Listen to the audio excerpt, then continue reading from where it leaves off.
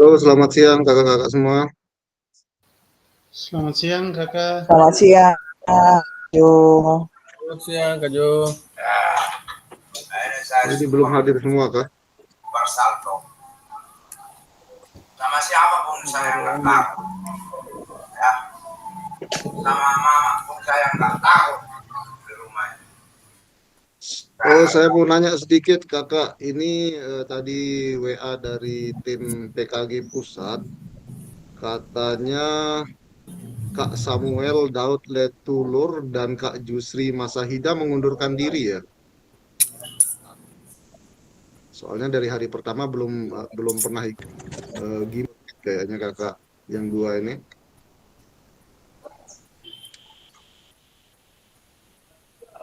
Ada info nggak di grup kakak? Kak Samuel dan Kak Jusri. Udah ada Tidak ada info, Kak. Kak Samuel itu Ah, kan itu nanti ini, gimana Kak Erni? kalau Kak Samuel itu kan kita sama-sama dari Tual.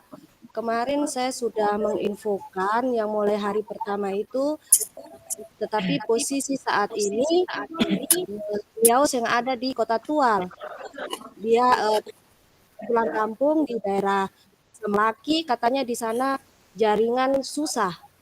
Itu alasannya yang pertama. Saya bilang masuk saja, yang penting buka LMS, ikuti terus saja tidak apa-apa. Tapi pada saatnya sampai saat ini juga saya nggak ada informasi lagi. Itu informasi yang terakhir saya terima Kak Jo. Oh, berarti lagi pulang kampung ya Kak Samuelnya Kak Erni, Iya, yang iya, agak susah sinyal di kampung ya. iya. Kalau Kak Jusri ada yang tahu nggak Kak?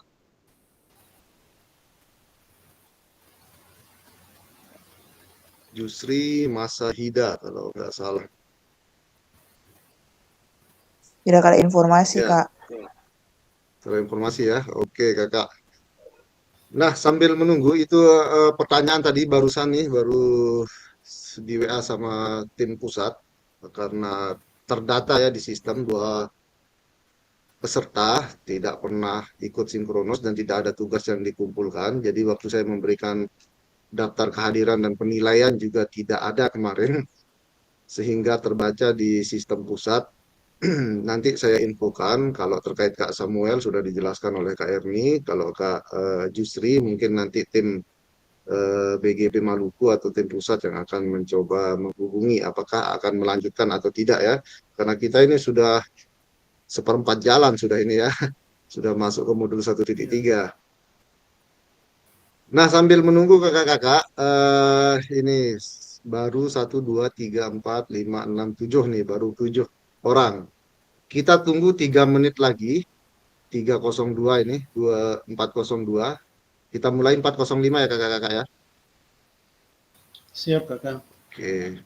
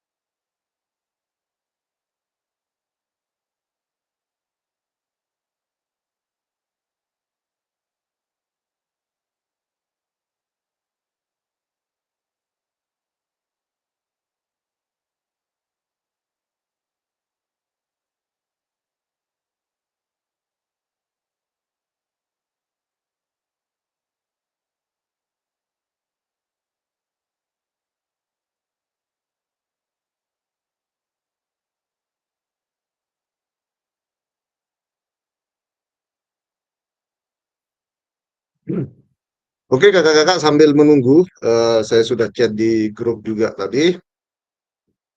Untuk sesi kali ini, siapa nih yang mau memimpin doa pembuka dulu nih? Silakan Kak.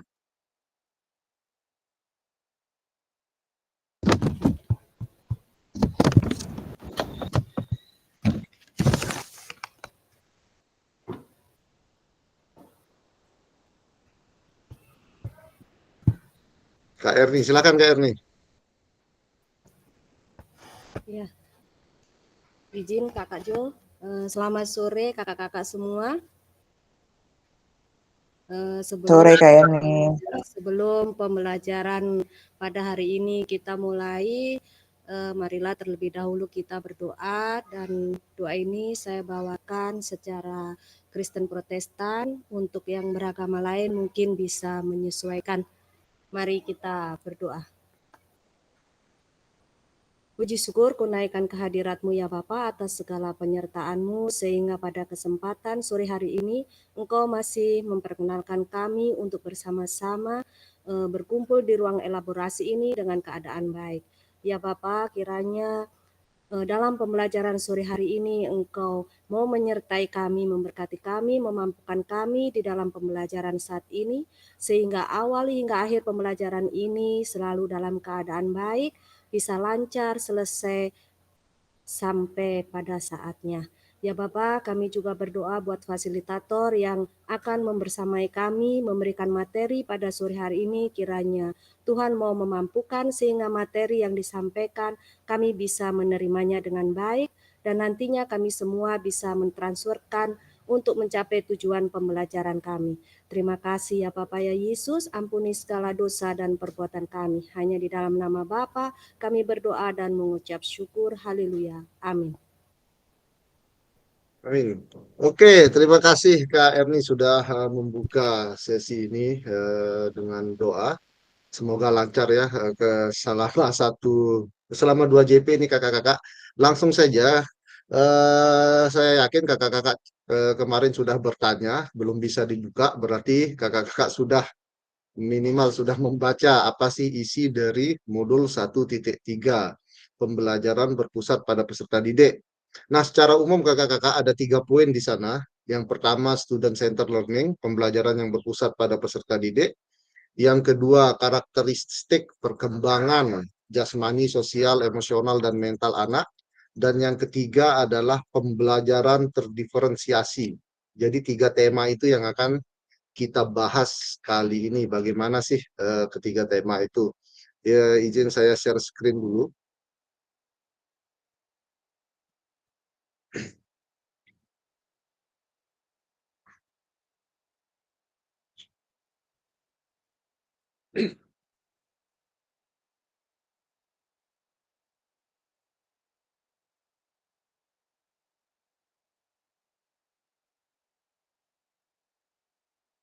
Nah, ini dia kakak-kakak, modul 1.3 pembelajaran PJOK yang berpusat pada peserta didik. Seperti biasa, ini kesepakatan bersama kita. Saya yakin kakak-kakak sudah paham teknisnya. Nah, tujuan kita kali ini kakak-kakak adalah kakak-kakak diharapkan mampu memahami konsep pembelajaran PJOK yang berpusat pada peserta didik. Yang kedua, memahami minat peserta didik sesuai karakteristik bidang jasmani, sosial, emosional, dan mental sesuai usianya. Yang ketiga, menganalisis studi kasus kegiatan pembelajaran PJOK berdiferensiasi. Ini tujuan kita. Agenda kita ini pembukaan, pengingat kesepakatan bersama, pemaparan tujuan sesi, penjelasan, agenda kegiatan. Nah, di sini ada aktivitas, 3 aktivitas dalam 2 JP ini. Ada aktivitas 1, role play, bermain peran. Aktivitas 2, menelaah berbagai macam karakteristik. Aktivitas 3, analisis contoh pembelajaran diferensiasi. Nah, ini agenda kita di sesi sinkronus kali ini. Nah, sebelum masuk, ada pertanyaan pemantik dulu nih dari modul 1.3. Menurut kakak-kakak, bagaimana praktik pembelajaran PJOK yang berpusat pada peserta didik? Apa yang menandakannya? Silahkan. Ada yang mau berbagi cerita Kak? Kak Tuendi, silakan Kak.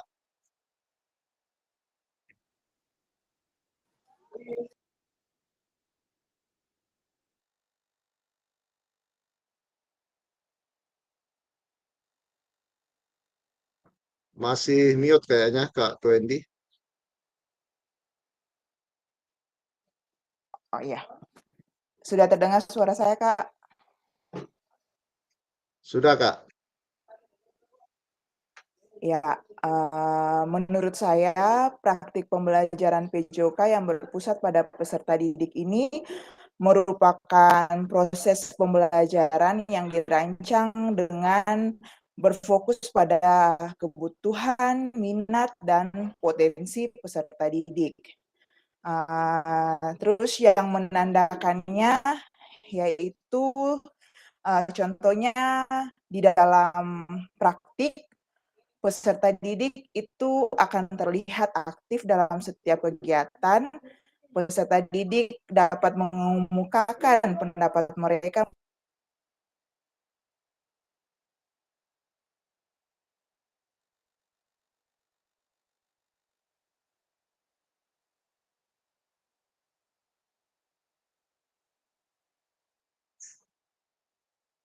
Halo, sudah Kak? Mute lagi kayaknya. Atau sudah? Jaringannya kayaknya Pak, Kak. Oke. Menarik ya. Terima kasih Kak Tuendi. Pembelajaran PJOK yang berpusat pada peserta didik, kita akan bahas apa sih yang menandakannya dari pembelajaran PJOK yang berpusat pada peserta didik tadi. Tapi tadi Kak Tuendi sudah menggambarkan seperti itu maksud dari student centered learning ini, atau pembelajaran berpusat pada peserta didik.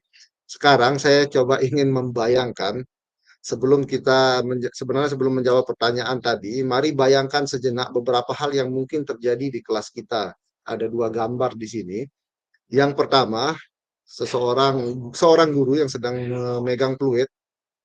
Coba kakak-kakak bayangkan, apakah saat ini kita lebih banyak suara peluit sebagai perintah gerak daripada suara guru saat pembelajaran? Itu yang pertama. Yang kedua, apakah saat pembelajaran semua gerakan peserta didik harus sesuai perintah atau komando guru? Masih ada nggak praktik pengajaran seperti ini di sekolah kakak-kakak atau teman-teman guru PJOK di daerah kakak nih? Tidak ada Kak. Kalau saya, kalau saya Oh, kalau Kak kasih. Lekman Mori enggak ya? Oke, thank you Kak Lekman Mori. Atau ada pengalaman Kak? Siapa teman sejawatnya kah atau di daerah dekat sekolah-sekolahnya lah? Baik, Kakak Jo dan teman-teman, kalau saya tidak tahu ya kakak-kakak dengan apa namanya pengalaman yang dilakukan oleh kakak-kakak ataupun teman-teman di sekitar sekolah, teman-teman guru PJOK, tapi kalau saya dari pengalaman saya lebih memberikan apa namanya instruksi yang jelas kepada peserta didik, kemudian mereka akan melakukan sesuai dengan apa namanya kebutuhan mereka. Jadi kalau pembelajarannya contoh tentang passing, ya mereka akan dibagi, kemudian mereka akan melakukan sendiri gerakan passing itu di dalam kelompok mereka masing-masing, dan mereka akan lebih berdiskusi, bertanya dengan teman mereka. Nah, apalagi kelas besar. Kalau saya SD, Kak Jo, tapi kalau menurut saya kalau ini bisa diterapkan di kelas kecil, kenapa? Karena kelas 1, 2, 3 itu kita tahu ya kakak ya, mereka masih kadang fokusnya agak kemana-mana. Jadi memang kalau kelas kecil itu yang saya lihat teman di PJOK yang di kelas kecil biasanya menginstruksikan suatu gerakan untuk diikuti oleh anak-anak. Nah, tapi kalau saya yang di kelas besar lebih mempercayai anak-anak untuk melakukan gerakan sendiri sesuai dengan instruksi yang ada di dalam kelompok masing-masing. Kemudian nanti baru saya benarkan setelah dalam proses pembelajaran berlangsung. Jika saya mengamati peserta didik dalam kelompok tersebut kurang fokus ataupun melakukan gerak yang salah, nanti saya benarkan di dalam kelompok masing-masing. Terima kasih Kak Ju dan teman-teman. Oke, terima kasih Kak Lekman Mori sudah menceritakan pengalamannya. secara tidak langsung Kak Lekman Mori sudah menjelaskan tadi perbedaan karakteristik anak, baik dari segi mentalnya, dari segi emosionalnya. Anak yang kelas 1, 2, 3 sangat berbeda dengan anak-anak 4, 5, 6. Kalau di K13 dulu kelas rendah dan kelas tinggi namanya ya. Kalau sekarang sudah terbagi 3 fase. Fase A, B, C kalau di sekolah dasar. Nah, terima kasih Kak Lekman Mori sudah berbagi cerita. Apa kata pakar? Nah, sekarang kita akan coba mendengarkan eh, salah satu pakar physical education ini yang di waktu pembekalan fasilitator, pembekalan saya dan teman-teman fasilitator yang lain di Jakarta waktu itu.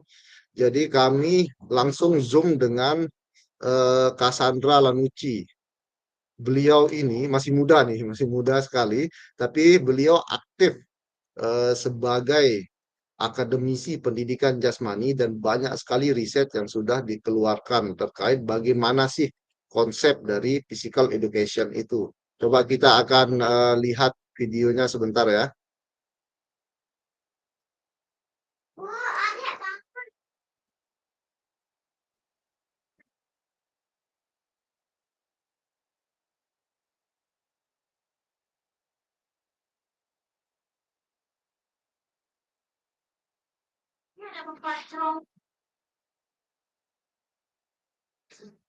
Itu cerorannya juga ibu berikan.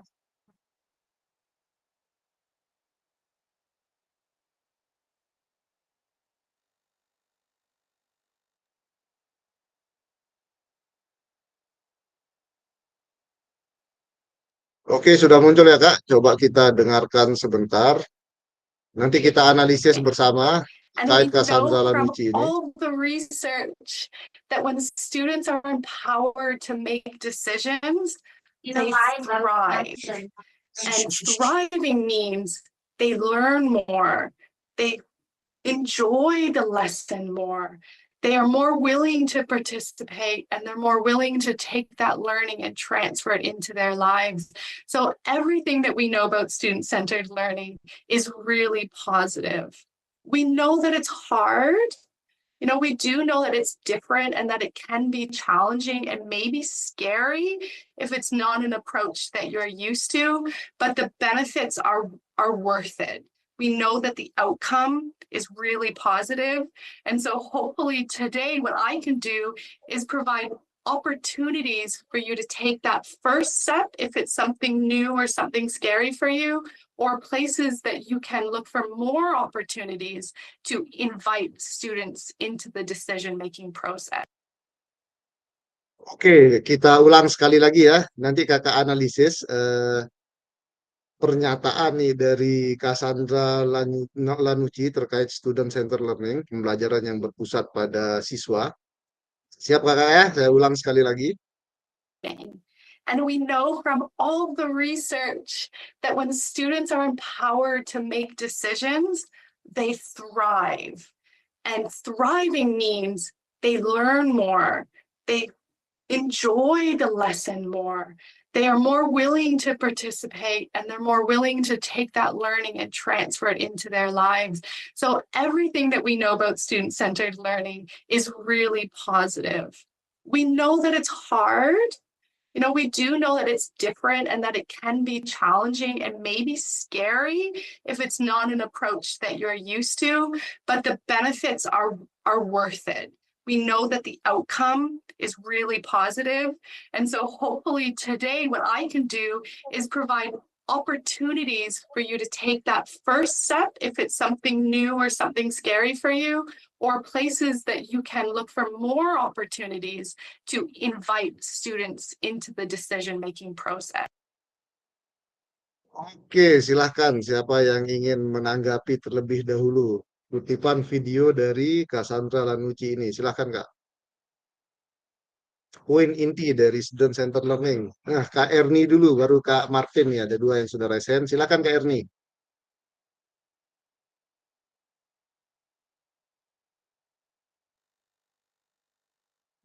Masih mute kayaknya Kak Erni.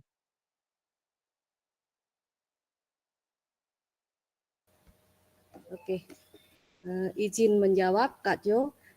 Dari video tadi dalam pembelajaran yang berpusat pada murid, di sini kita memberikan murid untuk bersuara atau menyuarakan apa yang ingin mereka pelajari, memilih apa yang ia pelajari, sehingga dari dua hal tersebut ketika mereka bersuara dan pilihannya didengar, maka mereka akan merasa memiliki dan akhirnya mereka bertanggung jawab.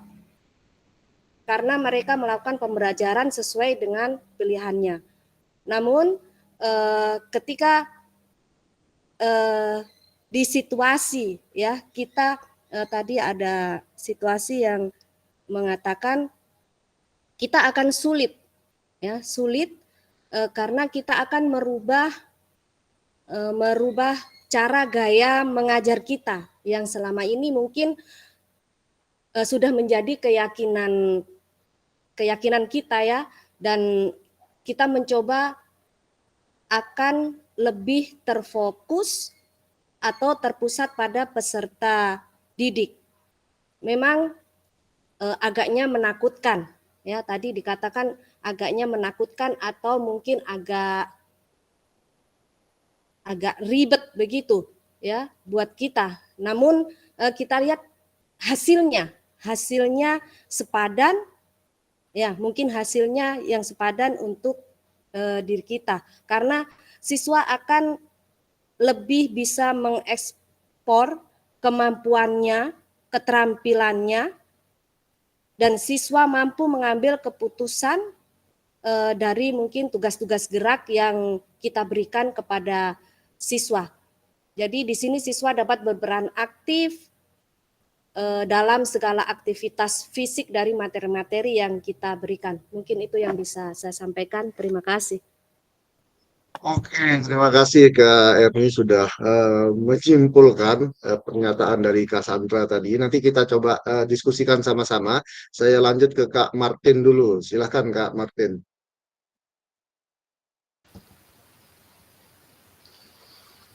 Ya, terima kasih atas kesempatan yang diberikan terkait dengan penjelasan dari Cassandra bahwa proses pembelajaran student basic learning ini merupakan sesuatu yang harus kita lakukan, baik itu bagi guru maupun peserta didik, di mana kebiasaan-kebiasaan yang lama yang biasa kita ajarkan itu kita rubah, lebih banyak memberikan kepercayaan kepada peserta didik untuk dia menemukan sendiri, dia belajar sendiri.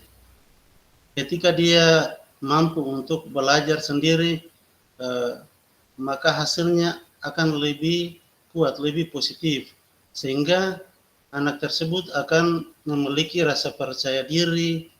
Jadi hal-hal yang ia lakukan itu ia percaya dan sifatnya lebih permanen, lebih kuat untuk pengetahuan dari peserta didik tersebut. Mungkin itu tambahan saja, terima kasih. Oke Kak Martin, terima kasih. Kita diskusikan sama-sama kakak-kakak. Dari Cassandra Lanucci tadi sudah dijelaskan tadi, disimpulkan oleh Kak Erni, Kristiningsih, dan Kak Martin. Sangat tepat penjelasan dari Kak Erni dan Kak Martin tadi. Jadi ada kalau saya coba ngambil poin benang merahnya dari penjelasan Kak Erni dan Kak Martin tadi, yang sudah disimpulkan dari Kak Cassandra.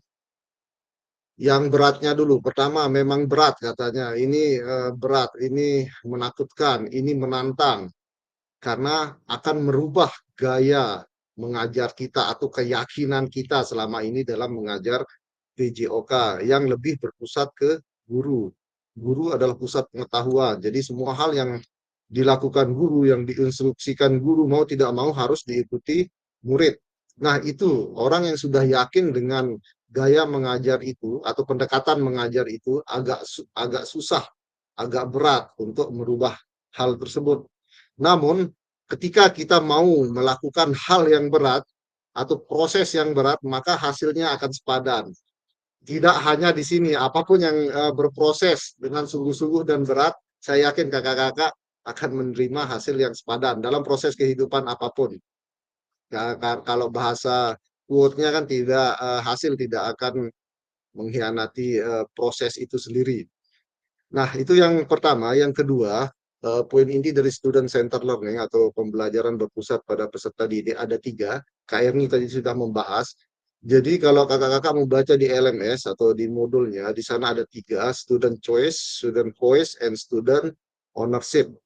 Student choice ini bagaimana anak diberikan kesempatan untuk memilih apa yang mereka minati dalam proses pembelajaran pada praktik pembelajaran PJOK. Jadi pilihan anak itu dihargai. Itu yang pertama. Student voice, suara anak. Suara dalam artian di sini bukan hanya sekedar anak yang mengatakan bahwa hari ini misalkan saya gurunya, hari ini anak-anak kita akan belajar apa? Sepak bola, Pak. Misalkan langsung kita, oh iya sepak bola saja. Tapi kita tidak yakin ada anak yang mau ikut materi sepak bola. Tidak semua anak suka sepak bola seperti yang saya tekankan di sana. Jadi bukan hanya student voice itu tidak diartikan secara harfiah bahwa suara anak, namun bagaimana pandangan anak, gestur anak, suka nggak dia kalau materi sepak bola, suka nggak dia kalau materi bola voli. Jadi itu yang coba kita eksplorasi atau coba kita lihat, coba kita akomodasi suara anak dalam bentuk gerakannya, dalam bentuk keinginan mereka, dan lain sebagainya. Nah, yang terakhir, student ownership, yaitu bagaimana anak memiliki terlibat dalam aktivitas atau materi yang diajarkan nanti oleh kakak-kakak. Dia merasa memiliki loh materi. Misalkan contoh sederhana saja, student ownership pada saat materi bola voli. Ada beberapa anak isu sosialnya, misalnya ada 3 anak perempuan yang tidak suka bermain bola voli, misal contohnya dalam materi dalam pembelajaran PJOK. Nah, mau dipaksa seperti apapun, nanti anak tersebut tidak akan merasa senang dalam mengikuti proses pembelajaran. Namun ketika kita mencoba memodifikasi, terus mendengarkan kamu ini sebenarnya ingin main bola voli atau apa, atau kita membagi peran ke dia, tidak hanya sekedar dia sebagai pemain volinya, bisa jadi dia sebagai coachnya misalnya, atau sebagai manajernya, dia yang mengatur teman-temannya, berarti dia terlibat secara langsung dalam skema permainan, walaupun dia tidak menjadi seorang atlet atau seorang pemain dalam materi bola voli. Namun anak merasa memiliki, saya juga berkontribusi loh dalam permainan bola voli ini walaupun saya tidak menjadi pemain intinya. Nah, itu kreativitas kakak-kakak ketika akan memodifikasi strategi pembelajaran. Jadi poin dari student center learning itu kakak-kakak, bagaimana kita belajar ya, saya juga masih belajar bersama. Student choice, mendengarkan pilihan anak, student voice, mendengarkan suara anak, dan student ownership, bagaimana anak merasa memiliki materi atau aktivitas yang kita berikan. Oke, next kakak, nanti akan banyak aktivitas di sini yang akan kita lakukan.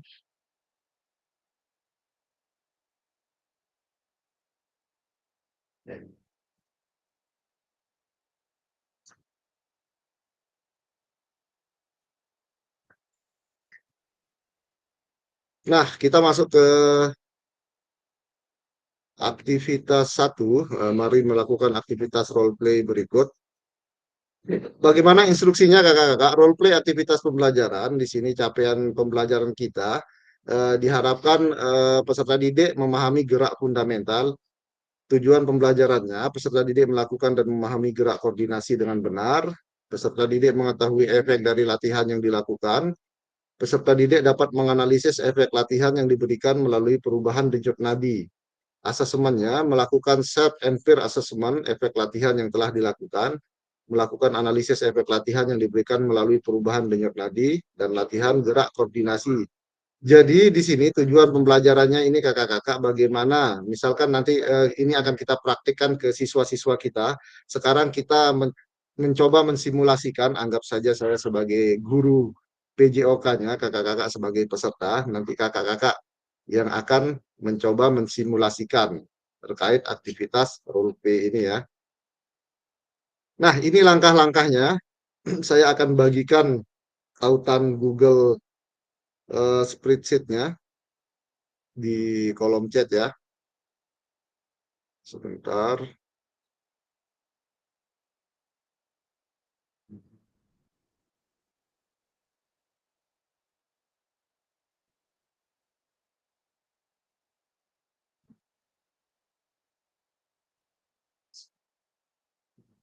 Oke, sudah saya kirim kakak-kakak. Silahkan dibuka spreadsheet ini sambil kita lihat langkah-langkah aktivitas yang akan kita lakukan sekarang.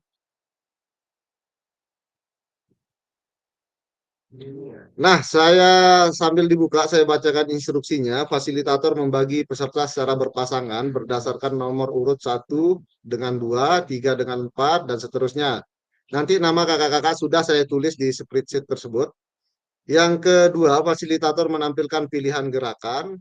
Tiap peserta memilih nomor gerakan yang paling disukai. Sebelum mempraktikkan gerakan, hitung denyut nadi terlebih dahulu dalam waktu 10 detik. Denyut nadi per menit adalah jumlah denyut nadi 10 detik perlu dikalikan 6.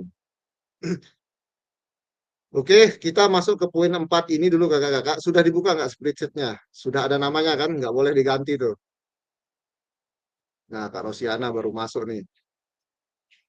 Saya kirim ulang. Kak Rosiana langsung dibuka link spreadsheet di kolom chat.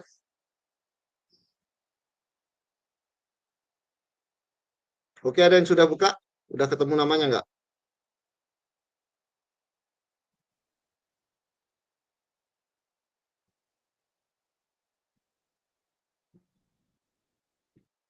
Saya lihat siapa nih yang sudah masuk nih.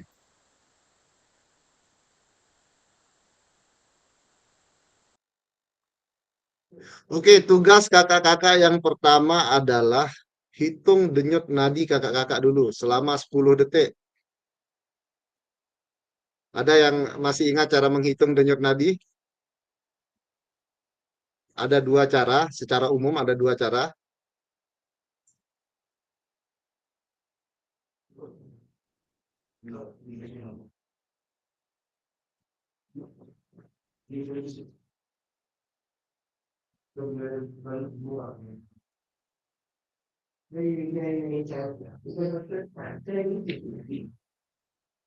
Silakan dihitung denyut nadinya selama 10 detik kakak-kakak, dikalikan 6 dan ditulis di kolom denyut nadi awal sesuai dengan nama kakak. Kolom denyut nadi awal ditulisnya.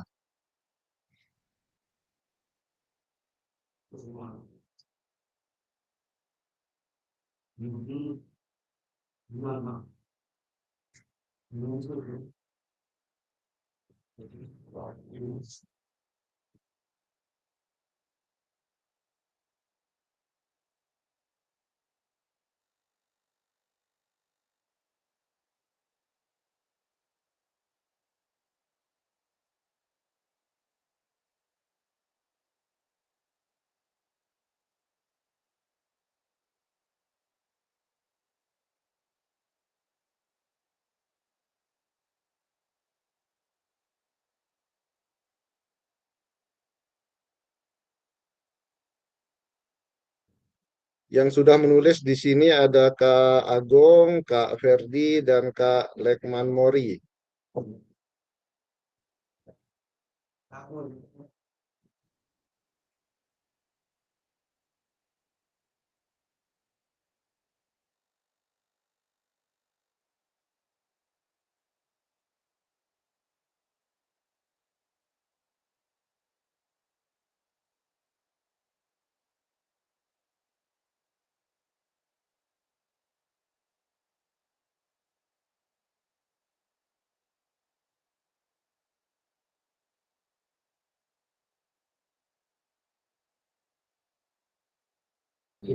Lanjut Kak Erni sudah.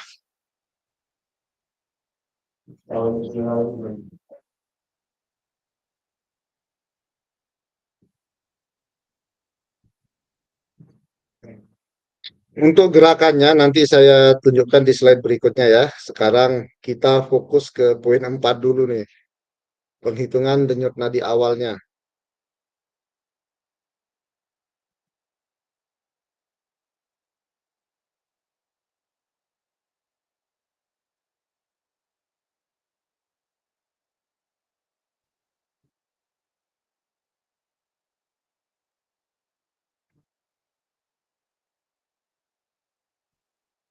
Kak Twendi sudah 1, 2, 3, 4, 5. Baru 5 peserta nih.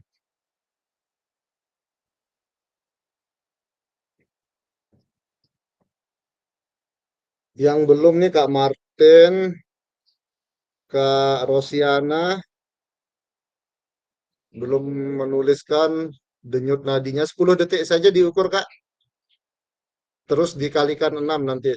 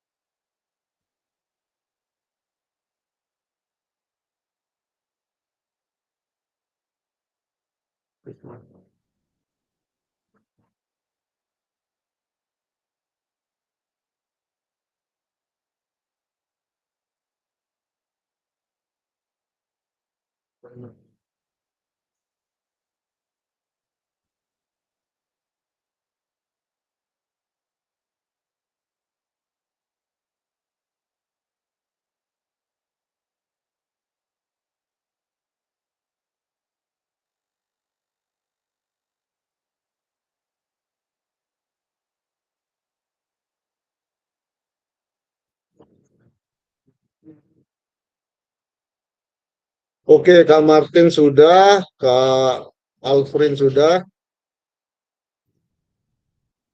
Kak Rosiana nih yang belum. Kak Rosi, ada kendala Kak?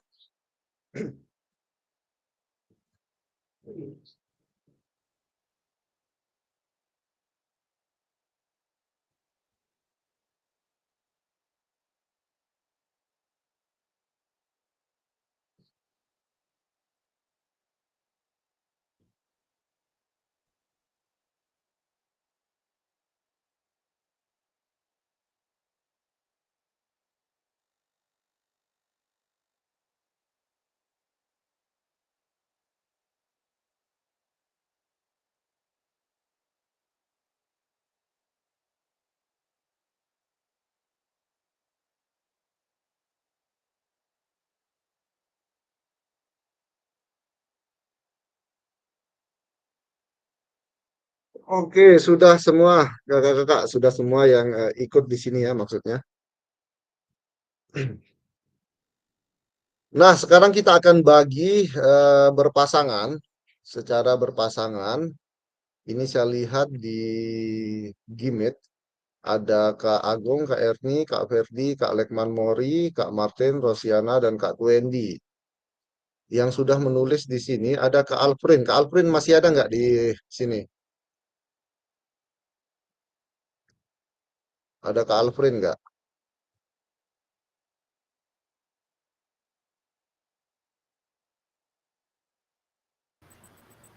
Tidak ada kayaknya, Kak. Oke, berarti kita nggak ikutkan nanti ya, tunggu sambil masuk. Sambil berpasangan kakak-kakak, saya bagi pasangannya sesuai urutan saja. Nanti Kak Martin dengan Kak Agung Hidayat, Kak Twendi dengan Kak Erni, Kak Rosiana dengan Kak Ferdi, Kak Lekman Mori dengan saya lah jadinya ini, karena nggak ada pasangan lagi. Nah, Baik, sudah Kak. ingat ya pasangannya tadi? Saya ulang sekali lagi. Kak Martin dengan Kak Agung, Kak Twendi, Kak Erni, Kak Rosiana, Kak Ferdi, Kak Lekman Mori dengan saya. Nah, instruksi selanjutnya, lakukan gerakan yang dipilih secara bergantian dengan pasangan. Saat satu mempraktikkan, yang lain mengamati dan memastikan gerakan pasangannya benar sesuai contoh video. Nanti di slide selanjutnya. Nah, ini Kak Twendi baru masuk ya. Udah tahu pasangannya Kak Twendi? Izin belum Kak? Kak Twendi sama siapa tadi ya? Kak Kak Erni ya? Martin, Kak Agung. Oh, Kak Erni dan Kak Twendi. Nah, ini instruksinya kakak-kakak. Ini sudah tabel yang tadi. Sekarang yang memilih gerakan terlebih dahulu adalah yang di bagian bawah, nama yang di bagian bawah. Misalnya Kak Martin dengan Kak Agung Hidayat, berarti Kak Agung yang memilih gerakan. Oh salah, dipilih gerakannya dulu satu-satu kakak-kakak semua, ditulis di sini sesuai nama kakak-kakak. Misalkan Kak Martin mau pilih gerakan nomor berapa, Kak Samuel mau pilih nomor berapa misalnya. Silakan langsung ditulis.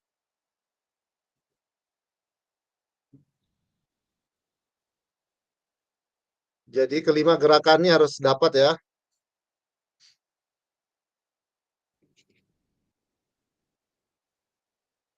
Kak Ferdi udah memilih nomor 3, Kak Agung nomor 2,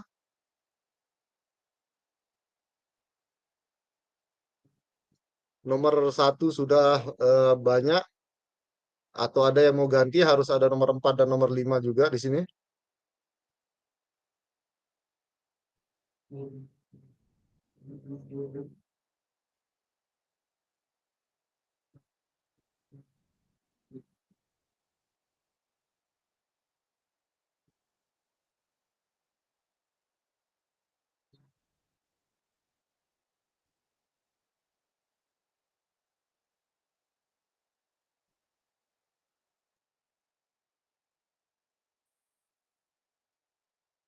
Kak Lekman Mori memilih nomor 3. Siapa lagi nih? Kak Martin nomor 1.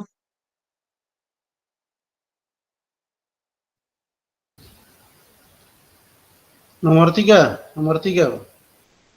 Oh, Kak Martin nomor 3. Saya gantikannya di sini. Gerakan nomor 3.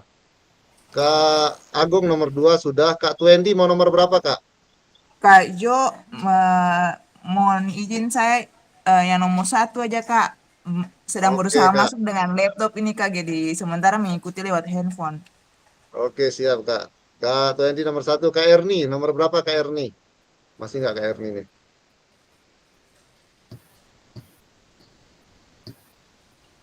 Kak Erni kayaknya terlempar juga Kak. Oh iya, baru masuk lagi kayaknya Kak Erni nih. Nomor 4 atau nomor 5 Kak Erni?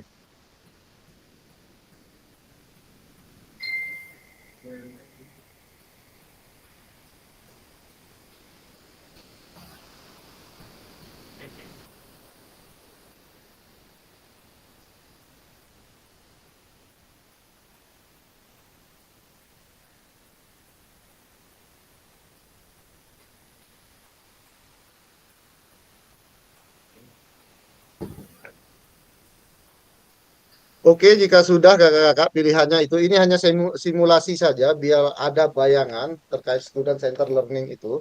Sekarang kakak-kakak koordinasi dengan pasangan kakak-kakak. Misalkan tadi Kak Martin ya. Kak Martin dengan Kak Agung, koordinasi dengan Kak Agung di ruang virtual ini. Yang akan melakukan lompatan duluan, yang akan melakukan gerakan duluan adalah nama yang di bawah. Misalkan Kak Martin dengan Kak Agung, berarti yang akan melakukan gerakan adalah Kak Agung. Yang mengamati adalah Kak Martin. Oke?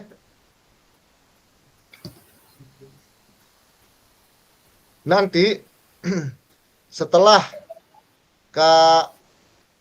contoh nih, setelah Kak Agung melakukan gerakan, misalkan Kak Agung memilih gerakan nomor 1 lah, anggap saja tadi. Setelah melakukan gerakan, nanti langsung dihitung denyut nadi setelah latihannya atau setelah melakukan gerakan dan ditulis di kolom chat, di kolom spreadsheet. Tugas Kak Martin adalah memberikan umpan balik mengenai gerakan yang dilakukan oleh pasangannya. Dan dilakukan secara bergantian nanti. Silakan Kak Lekman Mori, gimana? Baik, terima kasih Kak Jo. Sebelumnya mau bertanya Kak Jo, ini kelima gerakan ini dilakukan berdasarkan berapa hitungan ataukah itu apa menit? Terima kasih Kak. Oke, Kak Lekman Mori ada di slide berikutnya. Yang penting sudah koordinasi dulu dengan temannya. Sudah aman ya semua? Siap. Gimana? Oke, sudah aman ya. Kita lihat ini contoh gerakannya. Silahkan dimulai. Begitu mulai eh, gerakan nanti, setelah melakukan gerakan, kakak-kakak langsung mengikuti denyut nadi setelah latihan. Dan teman yang mengamati memberikan umpan balik. Dituliskan di kolom spreadsheet semua nanti kakak-kakak. Nah, ini contoh gerakannya dilakukan dengan intensitas moderate saja. Dari rendah ke sedang. Hitungannya hanya 2 kali 8. Jadi ini kita ambil contoh sederhana saja simulasinya kakak-kakak. Silakan. Mana pasangannya? Agung.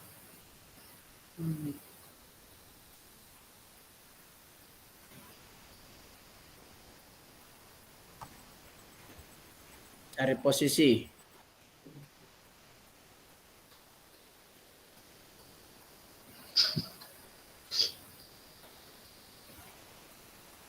Kak Agung.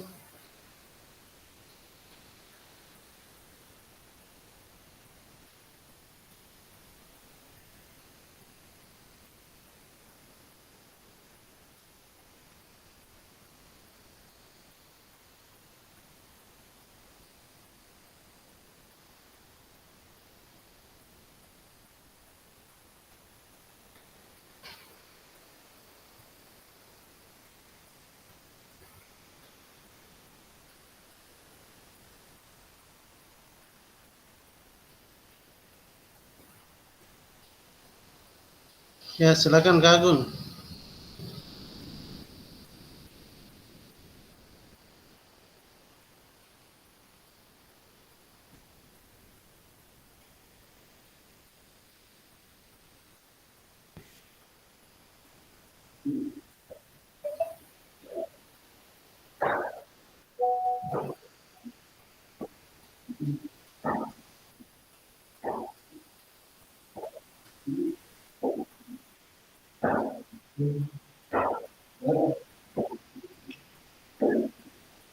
Oke, terima kasih Kak Agung.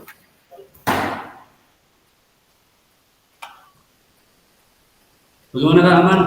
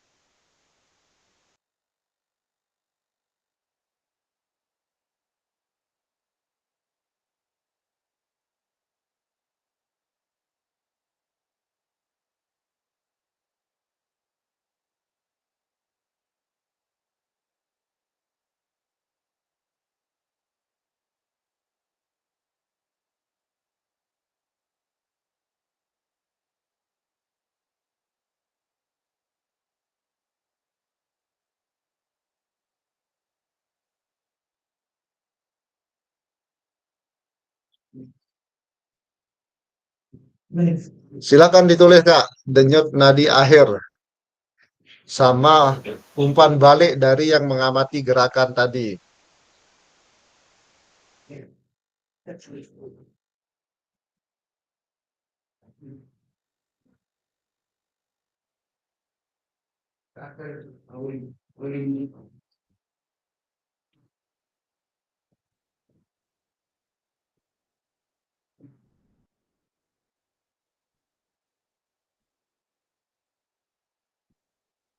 Ini instruksinya, hitung denyut nadi akhir, dicatat apakah semua sudah bergantian melakukan gerakan dan observasi. Mari melakukan umpan balik. Kakak-kakak dapat memberikan umpan balik mengenai gerakan yang dilakukan oleh pasangannya di spreadsheet yang telah disediakan. Bagaimana cara kita melihat? Nah ini, silakan. Terkait gerakannya ya, yang diberikan umpan balik di spreadsheet.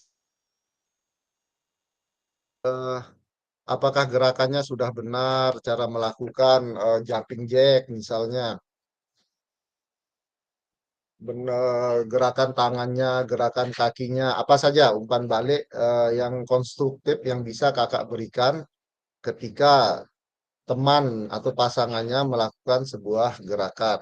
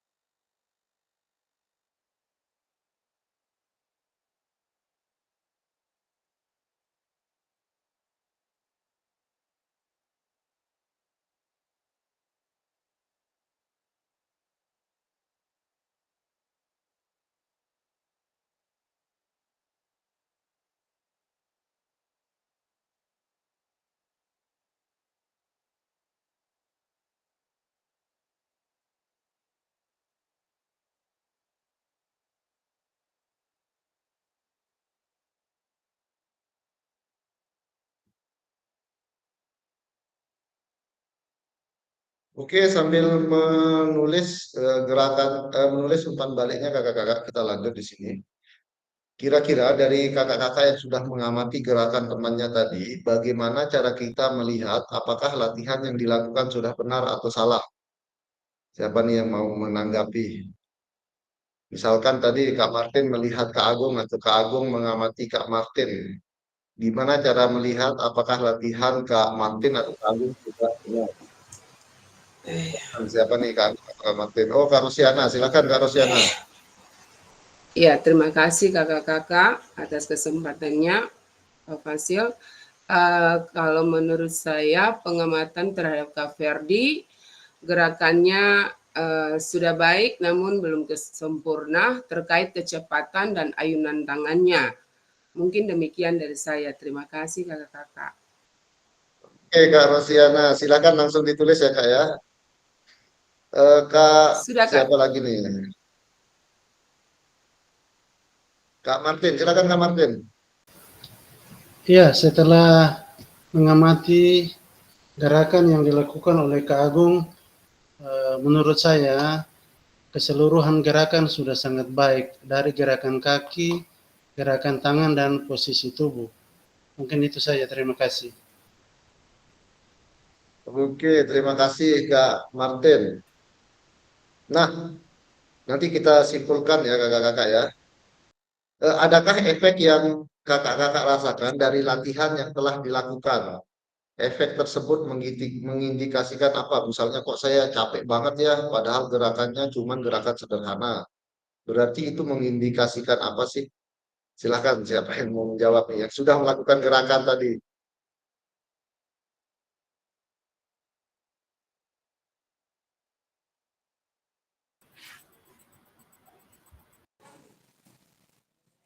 Silakan Kak Wendy. Izin mencoba menjawab Kak Jo. Efek yang dirasakan setelah melakukan latihan tadi, Kalau buat saya mungkin sedikit ngos-ngosan nih Kak Jo, karena sudah lama tidak beraktivitas olahraga, baru selesai lahiran. Kemudian dengan adanya ada efeknya, yaitu dengan adanya kenaikan atau peningkatan pada denyut nadi sebelum dan sesudah latihan. Kemudian mengidentifikasikan bahwa saya sudah melakukan aktivitas. Jadi dengan ada buktinya itu ketika kita melakukan aktivitas, denyut nadi kita mengalami peningkatan daripada sebelumnya yang kita tadi belum beraktivitas seperti melakukan gerakan-gerakan yang tadi, Kak. Demikian mungkin dari saya, Kak Jo. Nah, lanjut Kak Twendi, ini sekalian karena masih ada aktivitas lainnya. Menurut Kak Twendi, apa yang mempengaruhi denyut nadi sebelum dan setelah latihan atau melakukan gerakan tadi? Ya, mungkin yang mempengaruhi itu ada usia, kemudian tingkat kebugaran jasmani kita yang mungkin tidak sama, kemudian ada juga mungkin kita sebagai laki-laki dan perempuan, dan juga beban dari aktivitas fisik yang kita lakukan, Kak. Mungkin itu menurut saya, Kak Jo. Oke, Kak, saya kira beban hidup tadi Kak Twendi ini. Kayaknya kita punya beban hidup. Oke, terima kasih Kak Twendi. Jadi yang faktor yang mempengaruhi banyak ya kakak-kakak, kalau secara teoretikalnya ada heredity, terus ada gender kita, ada tingkat kebugaran kita, aktivitas fisik harian yang kita lakukan, itu bisa mempengaruhi terkait perubahan denyut nadi sebelum dan sesudah latihan. Tapi rata-rata di sini kakak-kakak ada terjadi peningkatan atau perubahan denyut nadi sebelum dan setelah latihan. Nah, kenapa sih kita melakukan aktivitas ini? Nah, terima kasih sudah melakukan role play. Mari kita analisis bersama proses pembelajarannya. Ini kenapa sih kita melakukan aktivitas role play tadi? Menurut kakak-kakak, apakah aktivitas yang dilakukan cukup menggambarkan pembelajaran PJOK yang berpusat pada peserta didik? Kenapa? Apakah ada masukan untuk perbaikan pembelajaran? Konsep kita yang pertama bukan untuk mengetahui atau bukan untuk melihat bahwa saya ini bugar, saya ini tingkat kebugaran saya bagus. Namun apakah role play tadi atau simulasi yang kita lakukan sudah cukup menggambarkan pembelajaran PJOK yang berpusat pada peserta didik jika ini kita lakukan ke siswa kita? Gimana menurut kakak-kakak?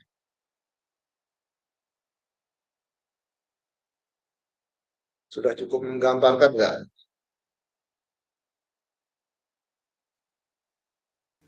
Silakan Kak Lekman Mori.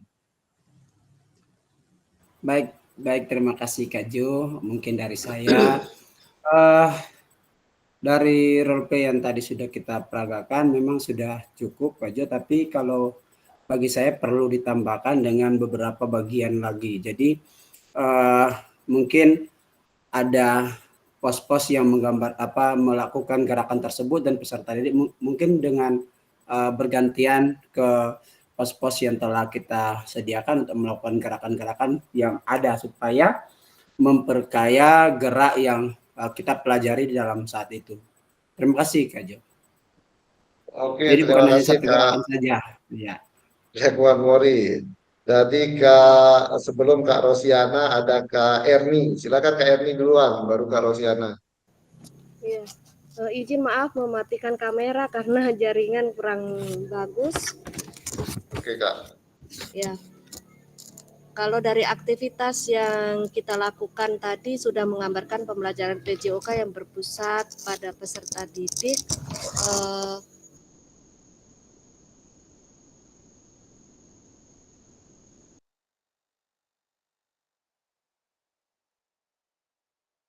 Sepertinya masalah sinyal Kak Erni ya. Oh ya. Iya, izin menjawab, saya matikan kamera karena jaringan lagi kurang bersahabat hari ini. Kalau menurut saya sudah cukup menggambarkan pembelajaran PJOK yang berpusat pada peserta didik ya, karena tadi sudah cukup menggambarkan karena di dalam proses tadi itu kita sebagai peserta didik sudah diberikan kebebasan untuk memilih gerakan mana, ya. Gerakan mana sih yang akan kita lakukan. Jadi masing-masing siswa bisa menentukan pilihan dari gerakan mana yang mereka pilih. Dan untuk yang kedua, siswa juga diberi kebebasan tadi dalam menghitung denyut nadi, ya. Dari menghitung denyut nadi dalam kondisi yang awal, yang belum lelah sampai sudah lelah setelah melakukan aktivitas. Dan juga tadi peserta didik juga diberikan kebebasan dalam memberikan umpan balik atau menilai gerakan yang dilakukan oleh teman tadi. Maksudnya gerakan yang dilakukan sudah betul atau masih kurang. Jadi ada umpan balik di situ. Mungkin itu. Terima kasih Kakak Jo.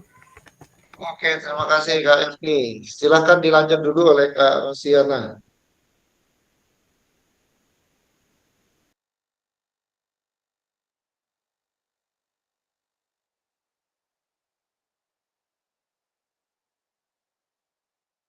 Wah, sepertinya kehilangan sinyal Kak Rosiana nih. Tidak bergerak. Nah, thank you Kak Erni dan Kak Lekman Mori. Kakak-kakak, ini hanya simulasi sederhana, gambaran sedikit ya. Saya yakin kakak-kakak nanti punya materi-materi lain. Ini gambaran sedikit ketika materi kebugaran. Bagaimana student center learning itu diimplementasikan. Ya, seperti kata Kak Lekman Mori dan Kak Erni tadi, kita tidak menentukan gerakan siswanya seperti apa. Kita tidak memeragakan gerakan yang harus diikuti siswa. Namun siswa diberikan pilihan untuk memilih gerakannya masing-masing. Jadi sudah masuk ke student choice-nya di sana. Terus yang kedua terkait asesmen. Self assessment. Siswa dapat menilai sendiri denyut nadinya. Kita ajarkan dulu ya bagaimana, di mana sih tempat untuk mengukur denyut nadi, apakah di pergelangan tangan atau di leher seperti itu. Namun dia bisa mengukur sendiri denyut nadinya masing-masing. Setelah itu, siswa juga diberikan kesempatan untuk memberikan umpan balik terkait gerakan temannya. Jadi tidak ada justifikasi di sini karena mereka akan bergantian melakukan gerakan dan bergantian memberikan umpan balik. Tidak ada yang tersinggung lah kalau dia diberikan catatan jelek misalkan oleh temannya atau apapun itu, namun tujuannya ini untuk perbaikan gerakan yang dilakukan oleh pasangannya. Jadi secara sederhana simulasi ini sudah mencoba memberikan gambaran ke kakak-kakak semua terkait student center learning itu sendiri. Bagaimana anak kalau student ownership-nya, bagaimana dia terlibat atau merasa memiliki materi kebugaran ini dengan diberikan kesempatan untuk menilai dirinya sendiri dan menilai teman gerakan temannya. Nah, ini contoh sederhananya kakak-kakak ya. Saya yakin kakak-kakak di materi-materi lainnya akan bisa memberikan contoh yang lebih kompleks terkait student center learning ini. Next, tuliskan peran guru dan peserta didik dalam aktivitas yang telah dilakukan diberikan pendapat ibu di Jamboard. Nah, di sini kita akan sebelum mengisi di Jamboard kakak-kakak, kita akan lihat satu video lagi.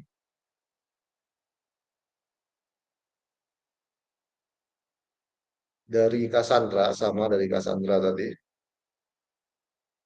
Oh, kita isi di Jamboard dulu Kak ya. Saya lupa ini link Jamboardnya.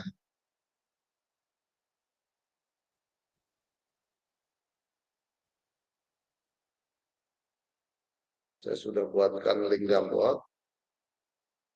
Nah, silakan Kak.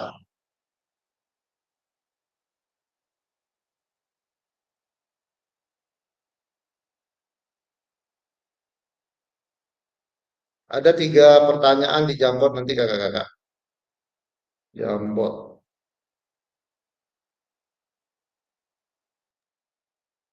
Oke, ini dia pertanyaan utamanya. Menurut Bapak Ibu, apa aktivitas yang sudah cukup menggambarkan pembelajaran PJOK yang berpusat pada peserta didik seperti yang sudah sampaikan Kak Lekman Mori tadi? Jadi jangan lupa tulis nama dan jawabannya kakak-kakak ya. Terus yang kedua, apakah ada masukan untuk perbaikan pembelajaran? Terus yang ketiga, di sini tuliskan peran guru dan peserta didik dalam aktivitas yang telah dilakukan. Jadi peran guru ditulis di sini ya kakak, nama dan pendapat kakak-kakak, misalnya Kak Lekman Mori, peran guru sebagai pendamping, sebagai fasilitator, misalnya seperti itu, ditulis di sini. Silahkan semua menulis di pertanyaan pertama dulu.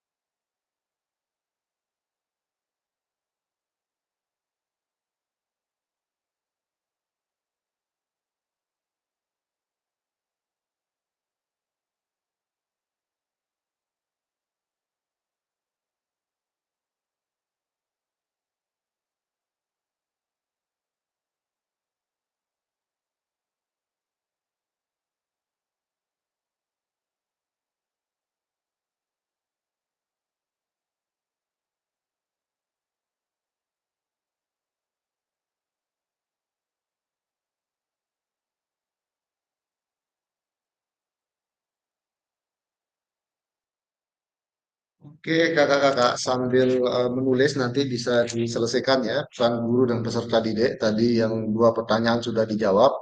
Karena waktu terus berjalan, sisa sedikit lagi, masih banyak aktivitas. Bukan banyak ya, ada beberapa aktivitas yang akan kita lakukan. Saya lanjutkan di sini Kak, share screen untuk PowerPoint-nya dulu. Windows.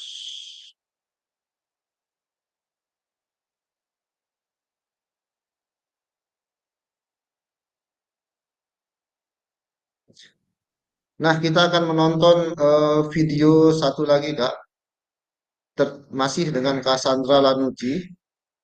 Silahkan dianalisis video dari Cassandra Lanucci ini. What's important here is that we're sharing the decision making, right? At the end of the day, that's what student-centered learning is. We're thinking about the student first. So we're looking at where is their skill level, what are their strengths, what are their areas for improvement. And that comes from a relationship with your students. So knowing your students helps you to plan the appropriate movement skill that meets them where they're at so that you can progress their learning. But it also means that we invite them into the decision making. So we share the decision making, and that's the key word that I want to emphasize today. We don't give away the decision making. So it's not that you don't have any control anymore and students have all the control. That's not what we're saying. There's a sharing of that responsibility. And we can share decisions around who, what, where, when, how. Oke, sekali lagi Kak ya. Baru kita simpulkan argumen pernyataan dari Cassandra ini.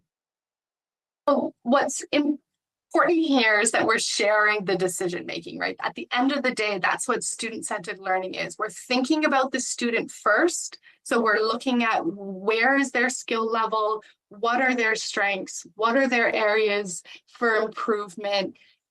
And that comes from a relationship with your students. So knowing your students helps you to plan the appropriate movement skill that meets them where they're at so that you can progress their learning. But it also means that we invite them into the decision making.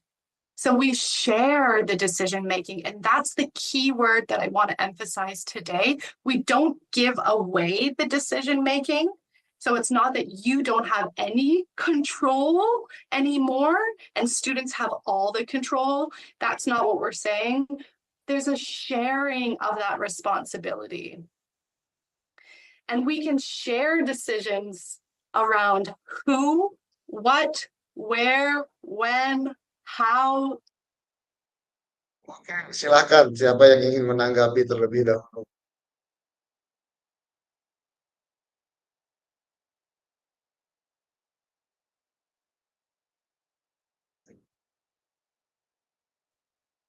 Silakan Kak Rosiana. Iya, terima kasih Kak. Saya mencoba untuk menyampaikan pendapat saya tentang video ini. Sesuai apa yang saya amati, pada dasarnya ketika peserta didik diberikan kesempatan sebebas-bebasnya untuk melakukan gerakan, memilih gerakan, menganalisa gerakan dalam artian berpendapat, tidak selamanya guru itu tidak punya tanggung jawab. Tapi guru itu merupakan pendamping, motivator. Ketika peserta didik melakukan gerakan, otomatis ada pendampingan dalam melakukan perubahan-perubahan gerakan. Mungkin ada yang keliru, sehingga peran guru berfungsi sangat besar di sana. Ketika murid berperan, di sana pendampingan itu terjadi, dan tetap guru berperan untuk bagaimana merubah atau mengklarifikasi gerakan-gerakan yang dilakukan murid yang belum sempurna. Mungkin menurut saya seperti itu. Terima kasih kakak-kakak. Oke, terima kasih Kak Rosi sudah menyimpulkan. Sebelumnya saya lanjut dulu ya Kak ya ke Kak Gottlieb. Silakan Kak. Terima kasih Kak Jo. Kalau menurut saya mungkin tidak berbeda jauh dengan yang disampaikan Kak Rosiana, bahwa sesungguhnya pembelajaran yang berpusat pada murid bukan berarti segala-galanya murid. Artinya bahwa kita harus membagi peran di dalam suatu proses pembelajaran secara proporsional. Sehingga apa yang menjadi bagian yang harus diselesaikan oleh guru dalam hal ini sebagai fasilitator tetap harus dijalankan secara maksimal, dan guru dan murid sebagai pusat dari proses pembelajaran juga harus berpartisipasi secara menyeluruh dan sesuai dengan kebutuhan yang ia miliki. Karena bagaimanapun proses pembelajaran yang kita lakukan harus bertolak dari itu, apa kebutuhan dan sejauh mana dia siap untuk melakukan proses pembelajarannya. Terima kasih, Kak Jo. Oke, terima kasih Kak Gottlieb, Kak Rosiana sudah menyimpulkan pendapat dari Cassandra Lanucci, salah satu ahli pendidikan jasmani ini. Nah, betul sekali Kak Rosi dan Kak Gottlieb. Terkadang student center learning atau pembelajaran berpusat pada peserta didik atau secara umum kurikulum merdeka dianggap kita bebas melakukan apapun. Siswa kita diberikan sebebas-bebasnya untuk melakukan apapun. Namun dalam konsep student center learning yang dijelaskan Cassandra tidak seperti itu yang dia maksud. Student center learning di sini adalah bagaimana pembagian tanggung jawab antara siswa dan guru. Sama kayak kita di awal-awal membuat kesepakatan bersama, misalnya terkait virtual ini, atau nanti pas sore kesepakatan bersama kita apa yang boleh saya lakukan, apa yang boleh kakak-kakak lakukan. Sehingga dengan adanya kesepakatan atau tanggung jawab yang sudah diberikan, dengan adanya kesepakatan kita akan bertanggung jawab dengan apa yang telah kita sepakati di sana. Jadi kalau ada ya pendapat yang mengatakan student center learning ya semuanya terserah murid atau semua demi kebebasan murid, dan itu kan itu maksud dari konsep SCL ini ya kakak-kakak ya. Nah, harapan dari penerapan pendekatan student center learning ini, anak-anak mampu secara mandiri mengambil seperti yang beberapa kali ditekankan di awal, decision makingnya, mengambil keputusan terkait gerakan apa yang akan saya lakukan. Terus nanti misalkan saya sudah melakukan gerakan ini, jika ada yang salah yang dia rasa salah, bagaimana saya memperbaiki gerakan ini. Jadi otak anak itu terstimulasi untuk berpikir secara mandiri. Cara memperbaiki gerakan, misalkan dia tidak tahu cara memperbaikinya, bisa jadi dia berpikir, oh saya akan menanyakan ke bapak guru atau ke ibu guru. Setidaknya anak sudah terstimulasi, mampu berpikir untuk melakukan gerakan-gerakan selanjutnya ketika kita menerapkan student center learning. Ini sih harapan dari SCL ini kakak-kakak. Terima kasih Kak Rosi dan Kak Gottlieb. Next kakak-kakak.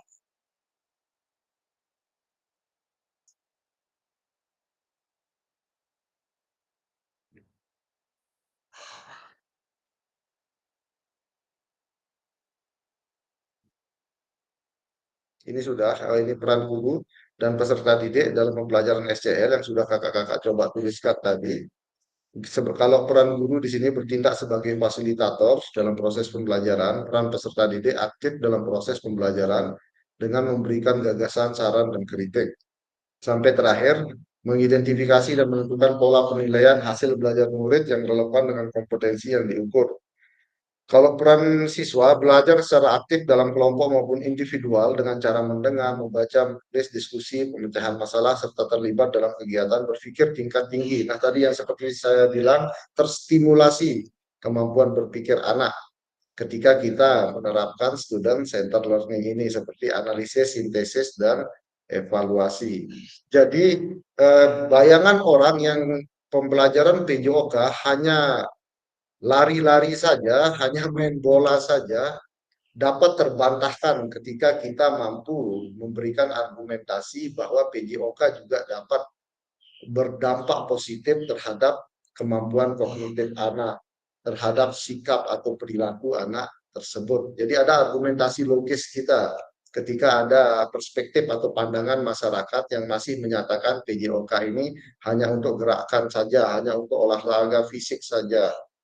Nah, ini yang perlu kita advokasi atau kita bela ya, bela dalam artian mempertahankan bahwa PJOK itu juga merupakan salah satu yang mendukung pendidikan nasional secara utuh.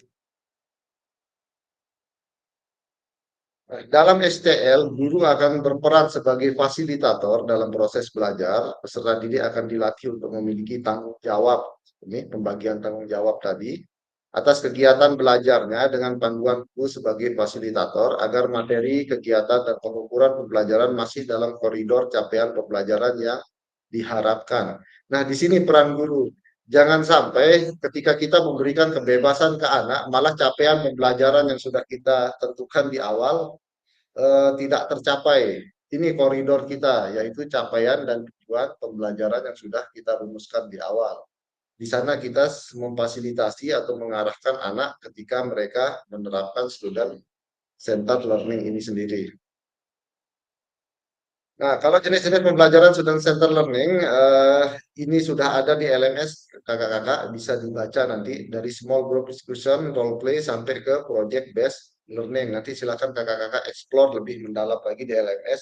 Dan materi ini juga akan kakak-kakak dapatkan secara luring nanti di strategi mengajar PJOK yang efektif. Kita akan mensimulasikan atau mempraktikkan secara langsung nanti pada saat luring. Nah, next kita masuk ke aktivitas kedua. Di sini aktivitas kedua, karakteristik perkembangan peserta didik. Secara umum ada 4 di sini, ada karakteristik jasmani, sosial, emosional, mental. Nah, di sini ada kita coba mensimulasikan, melakukan permainan di sini. Sebentar ya. Kita akan mencoba mencocokkan gambar. Oke.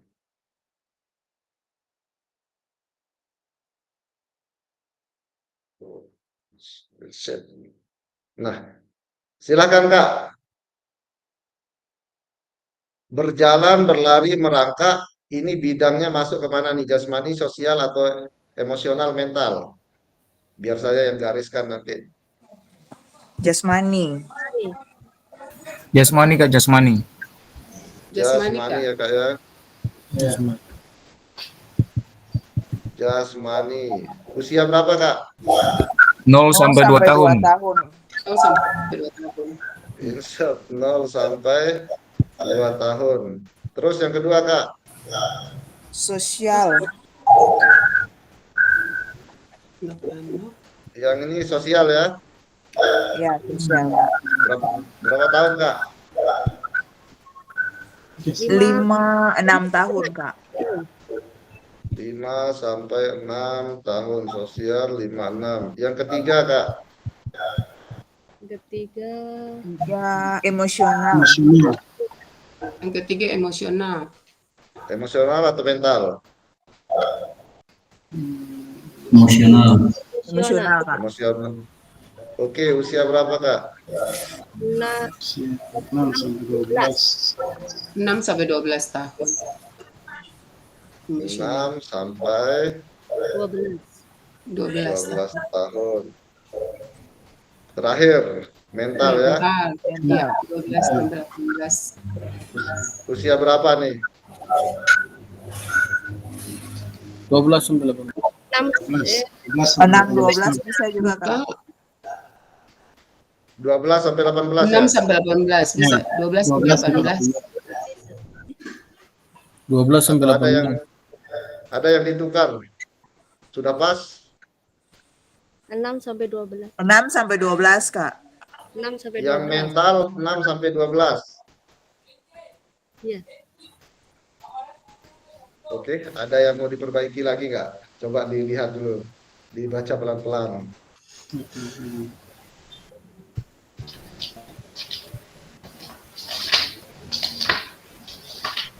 Kak Jo izin mungkin kalau saya lihatnya untuk karakter yang urutan nomor 3 lebih cocoknya mental. Yang mana Kak? Yang nomor Yang 3 untuk ini. aktivitas yang ketiga. Oh, aktivitas yang ketiga ini lebih cocok ke mental Kak Jo. Menurut saya sih. boleh.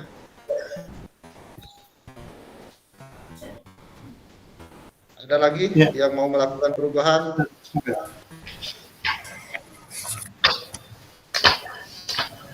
Nah, ini kita buat kesepakatan bersama nih pesertanya nih. Student center jadinya nih.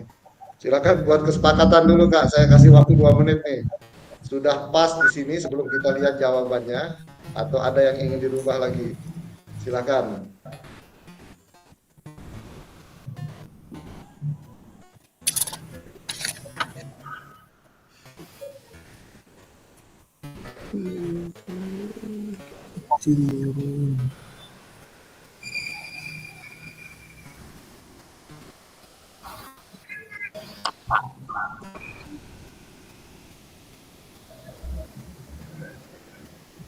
Kalau yang ketiga ini tetap di emosional Kak Jo.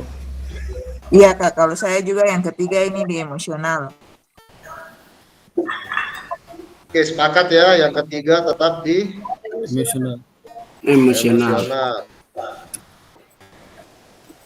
Nah, kita lihat Tapi untuk tahun kakak-kakak. ini Oh, tahu. Tahunnya 6 sampai 12. Kita lihat coba jawabannya. Ini tidak ada salah benar ya, kita hanya simulasi ini kayak kuis mencocok-cocokkan saja, tidak ada penilaian apapun di sini. Karena ini semua ada di LMS. Yang pertama betul berjalan, berlari, melompat dan lain sebagainya itu jasmani. Ini yang kedua sosial, yang ketiga emosional, yang keempat mental. Nah, kita lihat usianya sekarang. Jasmani ini usia 0 sampai 2 tahun. Sosial 5 sampai 6 tahun. Emosional 6 sampai 12 tahun. Dan mental 6 sampai 12 tahun. Ada yang berbeda nggak? Atau sama nih jawaban kakak-kakak semua? Sama Kak. Oke. Nah, ini kakak-kakak, poin karakteristik ini ada semua di LMS sehingga muncul pertanyaan di sini. Sebenarnya apa sih pentingnya guru mengetahui karakteristik anak atau karakteristik peserta didik? Ada yang mau menjawab nih? Apa pentingnya gitu? Silakan Kak Wendy. Baik Kak, dengan mengetahui karakteristik peserta didik, guru mungkin dapat merancang kegiatan pembelajaran dengan menggunakan bermacam-macam strategi yang tentunya menyenangkan dan sesuai dengan kebutuhan serta kemampuan dari peserta didik itu sendiri. Demikian Kak. Oke, terima kasih Kak Wendy. Berarti ya, prinsip pembelajaran berdiferensiasi karena tidak semua anak memiliki karakteristik yang sama. Anak kembar identik pun, ini secara penelitian, pasti ada perbedaan walaupun dia secara fisik mirip karena kembar lahir samaan di sini, kembar identik. Tapi pada saat mereka tumbuh, pasti terdapat perbedaan karakteristik walaupun itu sedikit. Apalagi anak yang tidak memiliki hubungan darah atau bukan saudara, bukan dari keluarga yang sama. Ini pentingnya guru mengetahui karakteristik peserta didik. Itu yang pertama. Yang kedua, agar guru tidak salah, kalau bahasa kedokterannya agar kita tidak malpraktik kakak-kakak ya. Misalnya ada yang mengajar di kelas 1 dan 2. Pada saat kelas 1 dan 2 itu fase pertumbuhan fisik anak. Golden age-nya untuk pertumbuhan fisik anak, masa emasnya misalnya kan di sana. Nah, jangan sampai nanti karena dia tidak tahu konsep PE, guru-guru yang lain tidak tahu konsep pendidikan jasmani, malah mereka disuruh lari, harus bisa lari keliling lapangan 6 putaran, harus bisa push up 20 kali, harus bisa jumping jack sampai 50 kali misalnya nih. Secara tidak langsung itu akan menghambat pertumbuhan anak karena kesalahan guru tidak memahami karakteristik jasmani dari anak tersebut. Siapa? Kalau bahasa saya, kalau di kelas-kelas yang lain, itu dosa yang terus mengalir. Saya analogikan dosa guru yang akan terus mengalir. Karena siapa yang akan bertanggung jawab, anak itu tidak bisa tumbuh tinggi. Salah satu faktornya selain gizi ya, selain gizi dan nutrisi di lingkungan keluarga, maka kita sebagai seorang guru menambah eh, faktor bahwa anak itu tidak bisa pertumbuhan fisiknya tidak dapat berkembang dengan baik. Itu mengapa penting untuk mengetahui karakteristik peserta didik. Nah, yang kedua, bagaimana cara mengakomodasi berbagai karakteristik dan minat peserta didik dalam pembelajaran. Silahkan, Kak. Pertanyaan kedua. Silakan, Kak Lekman Mori. Baik, terima kasih Kak Jo. Bagaimana cara mengakomodasi berbagai karakteristik minat peserta didik ini adalah dengan melakukan pemetaan terlebih dahulu Kak Jo. Jadi kita melakukan pemetaan kepada peserta didik, kemudian kita juga harus mengetahui karakteristik mata pelajaran ataupun materi ajar yang akan kita ajarkan juga. Karena dengan mengetahui anak-anak punya setelah kita memetakan, kemudian kita juga melihat bagaimana karakteristik dari materi ajar yang akan kita bawakan, maka kita akan membuat pembelajaran yang lebih mengakomodasi kepada seluruh peserta didik di kelas yang akan kita ajarkan. Terima kasih Kak Jo dan teman-teman. Oke, terima kasih Kak Lekman Mori. Saya menggarisbawahi terkait bagaimana kita mengetahui di awal karakteristik peserta didik kita. Nah, ini yang sering dilakukan sekarang baik di PGP maupun PKG ini. Bagaimana guru di awal pembelajaran pada saat sebelum praktik pembelajaran PJOK melakukan asesmen diagnosis bahasanya ya atau asesmen awal untuk melihat kemampuan baik itu keterampilan anak dalam melakukan gerakan, misalkan sebelum materi kasti bola kasti misalnya, kita lihat kemampuan anak karena tidak akan mungkin semua mahir dalam bermain bola kasti. Ada yang kemampuannya mungkin masih melempar, gerakan lemparan bolanya saja masih belum benar. Ada yang memang sudah sering main kasti di rumahnya, dia sudah hebat dalam melempar bola. Ada yang tidak tahu posisinya. Jadi dengan kita mengetahui karakteristik di awal perbedaan kemampuan anak, kita dapat menyusun strategi yang pas dalam artian bahwa kita tidak akan mungkin menggabung anak yang sudah pandai melempar atau mahir melempar dengan anak yang tidak bisa melempar. Karena itu sudah pasti ya, kalau mereka satu tim, sudah pasti anak yang tidak pandai dalam bermain melempar atau tidak tahu peraturan permainan kasti ini yang akan menjadi sasaran tim lawan. Sehingga itu penting untuk membagi anak sesuai level kemampuannya. Nah, ini yang disebut pembelajaran berdiferensiasi yang akan kita bahas lebih lanjut. Terima kasih Kak Lekman Mori.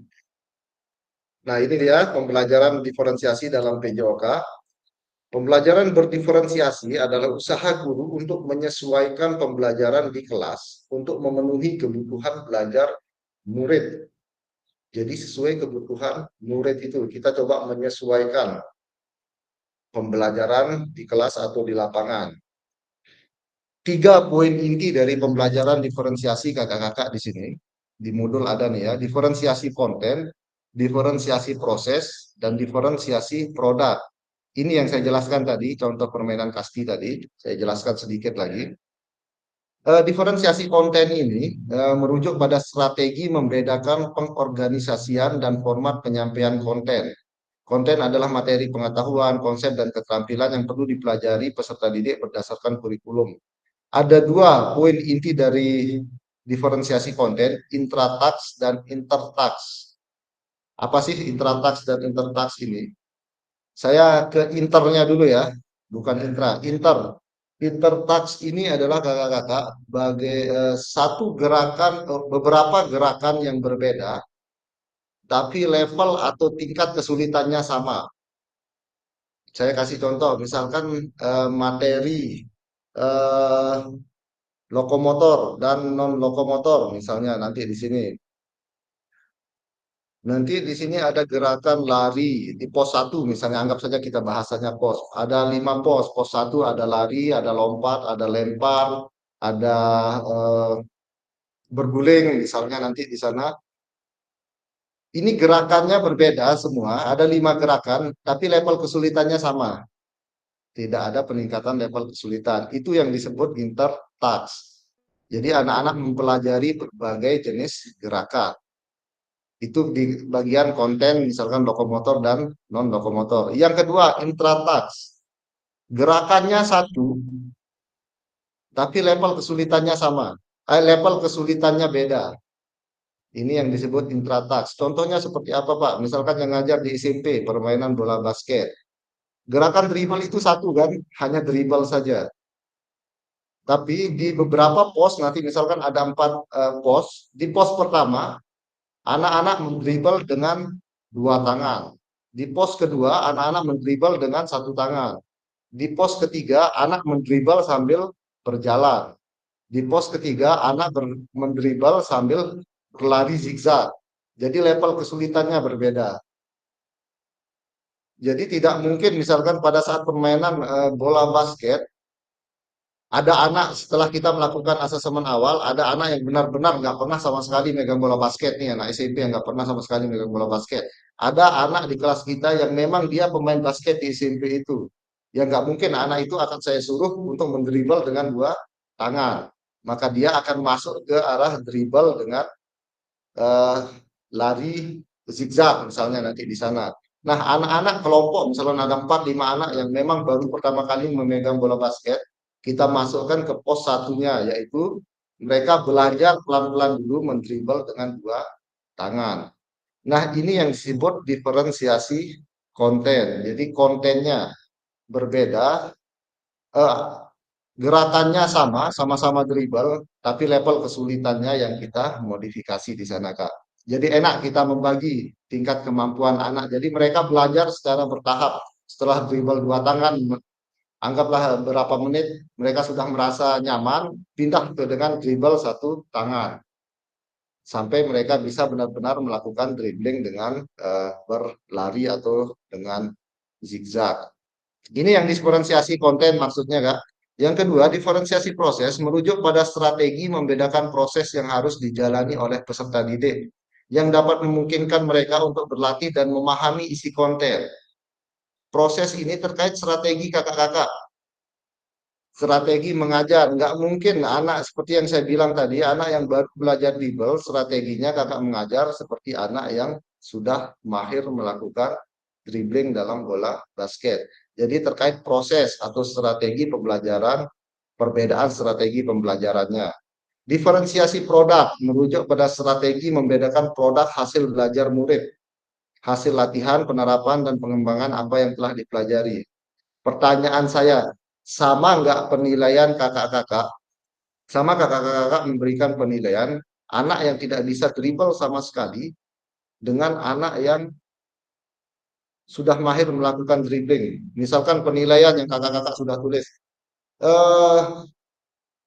Siswa dapat melakukan dribbling dengan gerakan yang benar sejauh 5 meter. Maka yang akan mendapat nilai bagus yang mana nih kalau penilaiannya sama seperti itu? Silakan Kak Manori. Baik Kak, kalau saya itu penilaiannya agak keliru karena kita tidak mengukur jaraknya Kak. Yang kita ukur adalah bagaimana anak itu melakukan dribblingnya. Jadi kalau memang dribblingnya bagus ya gerakannya saja yang kita nilai, bukan jarak. Terima kasih Kak. Oke, thank you Kak Lekman Mori. Nah itu maksud saya Kak Lekman Mori, bukan penilaian itu tidak prosesnya diferensiasi produk itu. Jadi produk yang dihasilkan anak, produk gerakan, entah dia baru belajar dribbling atau dia sudah mahir dribbling, tidak akan mungkin sama, kita akan memberikan penilaian ke anak. Jadi bagaimana dia berusaha dan berproses dalam melakukan gerakan tersebut. Misalnya usahanya anak pada saat melakukan gerakan 2 tangannya sudah benar. Terus anak sudah dapat setelah melakukan gerakan 2 tangan dalam dribbling, dia sudah mulai belajar melakukan gerakan 1 tangan.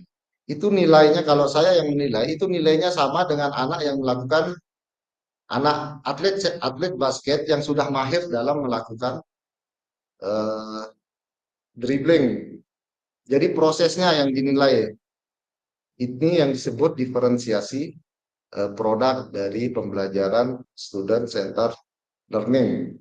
Nah, materi ini kakak-kakak nanti pas luring kita akan kuatkan lagi bagaimana contoh-contoh gaya mengajar, strategi mengajar, terus penilaian. Bagaimana membuat rubrik penilaian ada di modul 2.6 nanti yang menilai sesuai level kemampuan anak.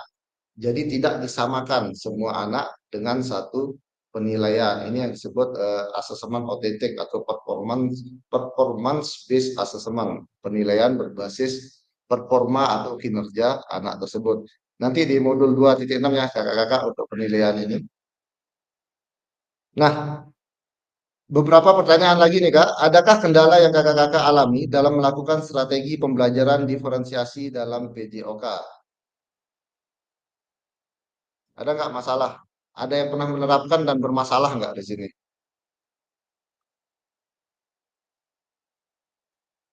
Silakan Kak, Lekman Mori.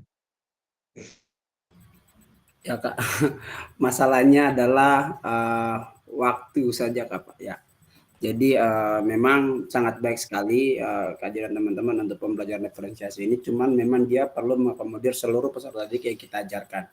Jadi kita perlu banyak waktu untuk bagaimana merefleksikan mulai dari kita memetakan peserta didik, kemudian mempersiapkan pembelajarannya, kemudian bagaimana prosesnya, dan juga sampai menilai. Nah, saya juga agak terkendala dan juga kadang-kadang melakukan penilaian yang sama kepada seluruh peserta didik karena ya itu kita perlu banyak sekali istilahnya pekerjaan yang perlu kita siapkan mulai dari yang tadi saya sampaikan sampai pada penilaian. Bagaimana setiap peserta didik pun memiliki kriteria penilaian yang harusnya sesuai dengan capaian pembelajaran atau tujuan pembelajaran yang kita sudah rencanakan di awal. Baik, mungkin itu saja Kak. Tapi kalau dalam proses berjalannya anak-anak sangat menikmati dan mereka senang dengan proses yang berjalan karena ya sesuai dengan kemampuan mereka begitu Kak. Terima kasih Kak Jo. Oke, thank you Kak Lekman Mori terkait masalah waktu ya, terkait banyak persiapan yang harus dilakukan oleh guru ketika kita ingin menerapkan student center learning. Ini menarik nih Kak, kakak-kakak semua. Saya balik ke Cassandra Lanucci video tadi. Beliau menekankan bahwa ini berat katanya kan.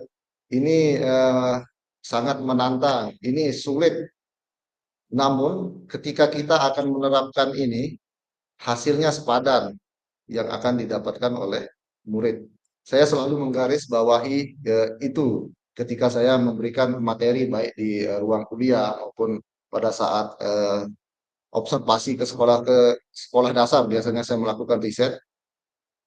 Memang berat di saya, banyak sekali administrasi lah bahasanya yang harus saya siapkan, dari asesmennya, dari strateginya, dari perencanaan pembelajaran apa yang akan saya lakukan. Agak menumpuk di saya. Tapi saya selalu membayangkan seperti quote dari Cassandra tadi, ini hasilnya sepadan terhadap perkembangan anak nanti. Terima kasih Kak Lekman Mori. Silahkan dilanjut Kak Gottlieb.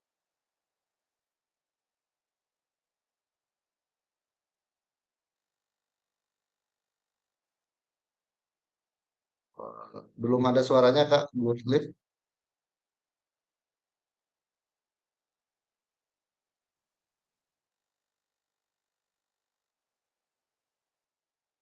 Sepertinya masih terkendala sinyal ini ya. Cek apa suaranya terdengar Kak Jo? Sudah Kak. Terima kasih. Kakak-kakak sekalian, mungkin dalam pengalaman implementasi strategi pembelajaran diferensiasi ini persoalannya senada saja karena kita bahasa saya itu kita masih di Indonesia dan persoalan kita dari Sabang sampai Merauke rata-rata sama. Nah mungkin saya lebih spesifik Kak Jo dalam proses penerapannya ini. Kadang-kadang setelah kita melakukan pemetaan terhadap karakteristik siswa dan kaitannya dengan minat, pada saat implementasi kita menemukan fakta bahwa ada anak yang memiliki sifat yang minat yang sifatnya partisipatif. Sehingga kalau misalkan awalnya dalam melakukan pemetaan kita melakukan misalnya si A minatnya ini, tahu-tahu dalam pembelajaran untuk konten tertentu dia tidak senang dengan aktivitas itu, dia akan beralih ke pemetaan yang lain ketika diajak oleh temannya. Nah, atau ada teman yang disenangi di situ. Nah, akhirnya pemetaan kita jadi kacau di situ. Nah, itu pengalamannya, sehingga saya mencoba untuk melihat ternyata pembelajaran berdiferensiasi ini mungkin akan jauh lebih spesifik, kita memberikan penekanan kepada kebutuhan belajar dan kesiapan belajar. Karena minat ini sifatnya bisa berubah-ubah, kadang-kadang seperti itu. Nah, jadi itu yang mungkin berdasarkan pengalaman penerapan di kelas yang pernah saya lakukan dan saya temui. Terima kasih Kak Jo. Oke, thank you Kak Lekman Mori. Nah, betul kata Kak Lekman Mori terkait student center learning atau pembelajaran berpusat pada peserta didik. Kita lebih fokus ke kebutuhan dan kesiapan belajar anak. Jadi apa yang dibutuhkan anak secara umum. Karena tidak akan mungkin, bukan tidak mungkin ya, akan prosesnya akan lama ketika dalam satu kelas ada 30 anak, kita memetakan satu persatu, melakukan asesmen awal satu persatu. Bisa jadi dalam 30 anak ini semuanya beda minatnya, misalnya ketertarikannya beda. Nah itu akan kesulitan di kita sebagai seorang guru. Namun bagaimana kita mengakomodir kesiapan belajar, dikata Kak Gottlieb tadi, dan kebutuhan mereka apa sih pada saat itu, untuk mengikuti dan terlibat dalam aktivitas atau materi pembelajaran yang kita berikan. Nah, terkait minat dan karakteristik anak tadi, ini hanya gambaran yang harus kita pahami kakak-kakak semua, bahwa karakteristik dan minat anak itu, setiap anak memiliki perbedaan masing-masing. Dan itu menjadi salah satu ya berarti ada pertimbangan lain, salah satu pertimbangan yang harus kita pertimbangkan, salah satu yang harus kita pertimbangkan ketika menyusun sebuah aktivitas pembelajaran PJOK. Memang berat itu, balik lagi, ini juga saya sudah mencoba menerapkan ini berapa ya, dari setelah COVID dulu, mulai saya mengambil data penelitian di sekolah dasar, spesifik di sekolah dasar. Saya lebih coba menerapkan pelan-pelan, sudah berjalan sampai 2024 ya, sudah 3 tahun ini Kak, dan saya masih belum secara utuh ketika menerapkan student center learning ini. Jadi prosesnya sudah 3 tahun pun saya mencoba menerapkan, masih ada sedikit perbedaan yang terjadi di lapangan. Kalau secara konsep sudah matang sekali, tapi pada saat kita turun di lapangan nanti pasti terjadi gap atau kesenjangan antara peserta didik di sekolah. Oke, thank you kakak-kakak sudah berbagi. Nah, gagasan baru apa? Kita lanjut ya, karena waktunya sudah terlewat. Ini 2 pertanyaan lagi sepertinya. Gagasan baru apa yang kakak-kakak dapatkan dari contoh penerapan strategi berdiferensiasi di dalam modul atau di LMS?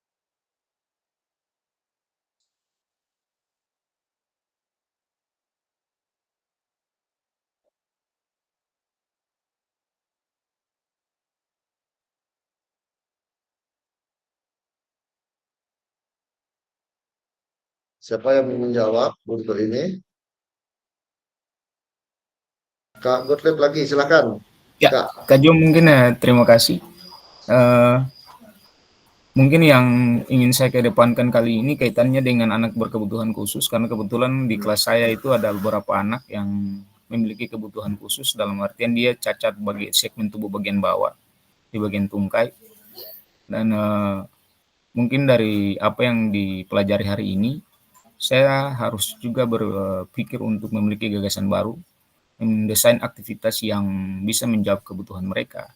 Karena saya melihat bahwa mereka juga tidak bisa diabaikan. Terkadang mereka lalu diberikan partisipasi, misalnya terlibat dalam kegiatan proses belajar seperti yang ringan-ringan, misalkan ketika kita melakukan aktivitas lompat jauh, mereka diminta untuk membantu mengukur jarak, kemudian membantu mencatat hasil. Namun kadang-kadang juga ini juga menimbulkan rasa minder. Oleh karena itu, saya mungkin memiliki gagasan bagaimana menciptakan proses pembelajaran yang bisa mendesain lagi aktivitas-aktivitas pada segmen tubuh bagian atas yang bisa membantu aktivitas mereka. Mungkin dari saya sekian. Oke, Kak Gottlieb, terima kasih. Ini Kak Gottlieb sudah masuk ke modul 1.4 ya. Nah, terkait anak-anak berkebutuhan khusus, kita akan bahas di modul 1.4 isu-isu sosial dalam PJOK. Jadi nanti kita bahas Kak Gottlieb ya, secara spesifik.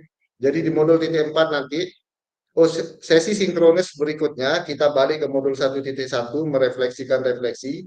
Setelah itu sesi sinkronis selanjutnya kita akan membahas concern ke modul 1.4 yaitu isu-isu sosial dalam PJOK. Ada 3 di sana, eksklusivitas, inklusivitas, ini masuk ABK tadi, dan adil gender.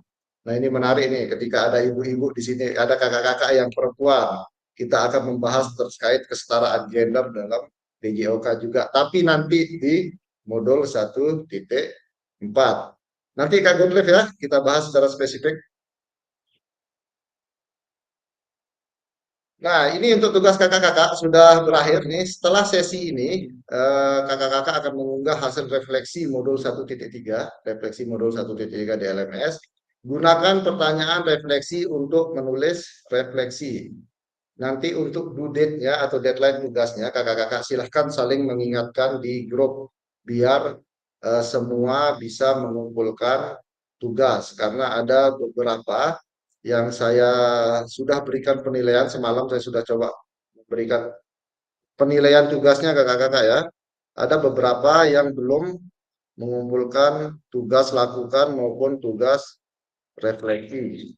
Nanti saling mengingatkan kakak-kakak ya di grup, biar tidak ada yang bolong-bolong tugasnya. Itu akan berpengaruh ke nilai akhir nanti pada saat pengumpulan nilai keseluruhan. Oke, kakak-kakak, itu saja dari saya. Terima kasih karena tadi dibuka dengan doa oleh Kak Erni tadi. Silahkan sekarang siapa nih Kak Erni yang akan menutup kegiatan ini? Kak Erni yang menentukan sekarang nih. Kak Agung sudah ditunjuk aja, Kak Agung. Saya Kak Jo. Oke, silakan Kak Agung. Kak Agung nih, Kak Erni. Oke, baik. Teman-teman dan Kak Jo semua. Sebelum kita mengakhiri konferensi pada sore hari ini, alangkah baiknya kita berdoa dulu. Semoga apa yang didapatkan pada hari ini berguna untuk kita semua. Dalam kesempatan ini saya akan memimpin doa dengan keyakinan saya, yaitu Islam. Untuk kakak-kakak yang lain bisa menyesuaikan dengan sesuai keyakinannya masing-masing.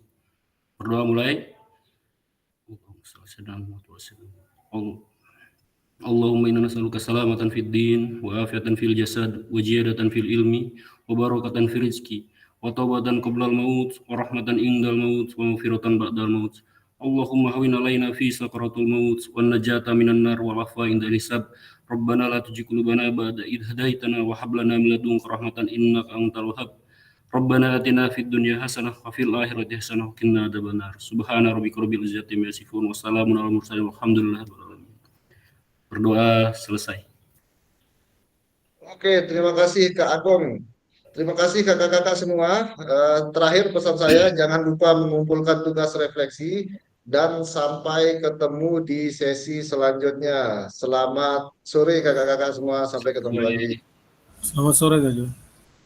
Selamat sore. Selamat sore kakak-kakak, selamat sore Kak Jo. Selamat sore semua. Selamat sore semua.